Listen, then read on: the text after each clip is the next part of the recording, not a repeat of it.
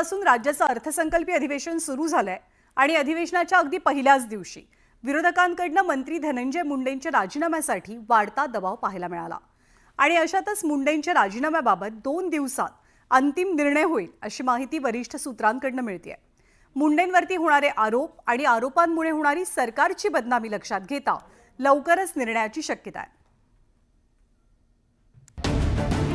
अर्थसंकल्पीय अधिवेशनात विरोधकांनी धनंजय मुंडे आणि माणिकराव कोकाटे यांच्या राजीनाम्यासाठी आक्रमक पवित्रा घेतला। धनंजय मुंडे यांच्या राजीनाम्याची तर मागील 3 महिन्यांपासून मागणी केली जाते। सरपंच संतोष देशमुख हत्या प्रकरणात वाल्मिक कराड मास्टरमाइंड असल्याचा उल्लेख आरोपपत्रात करण्यात आला। वाल्मिक कराड हा धनंजय मुंडेंचा निकटवर्ती असल्यानं विरोधकांनी नैतिकतेच्या मुद्द्यावरून राजीनाम्याची मागणी केली आहे। मुंडे साहेबांच्या बाबतीत बोलायचं झालं तर नैतिकता कुठेतरी त्यांनी दाखवायला पाहिजे होती। एवढ्या मोठ्या प्रमाणात त्यांच्या विरोधात बोललं जात आहे। त्यांचा एकदम जवळचा व्यक्ती जो किंग मेकर आहे, त्या मर्डरमध्ये सुद्धा किंग मेकर आहे, भ्रष्टाचारामध्ये सुद्धा किंग मेकर आहे, बऱ्याच काही गोष्टींमध्ये आहे। राज्य सरकार मंत्र्यांचे राजीनामे घेण्याऐवजी त्यांना वाचवण्याचा प्रयत्न करत असल्याचा आरोप सतेज पाटलांनी केला।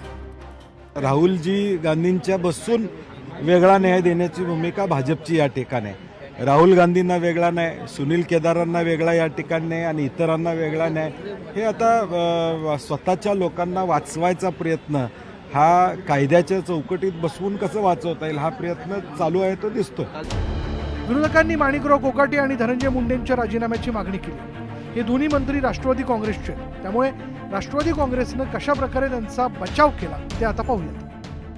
नैतिक अधपतन सिद्ध झाल्याशिवाय म्हणजे त्यांचं दोषारोप सिद्ध झाल्याशिवाय राजीनामा घेण्याचा प्रश्न उद्भवत नाही, ही स्पष्ट भूमिका राष्ट्रवादी काँग्रेस पक्षाची आहे आणि त्यावर राष्ट्रीय अध्यक्ष आणि महाराष्ट्र सरकार योग्य तो निर्णय घेणार। विरोधकांनी धनंजय मुंडेंच्या राजीनाम्यासाठी आक्रमक पवित्रा घेतला। याच मुद्द्यावरून सरकारला वारंवार बॅकफूटवर जावं लागतं, त्यामुळे पुढील 2 दिवसात काय निर्णय होतो याकडे राज्याचं लक्ष लागलं। Bureau report, news 18 Lokmat.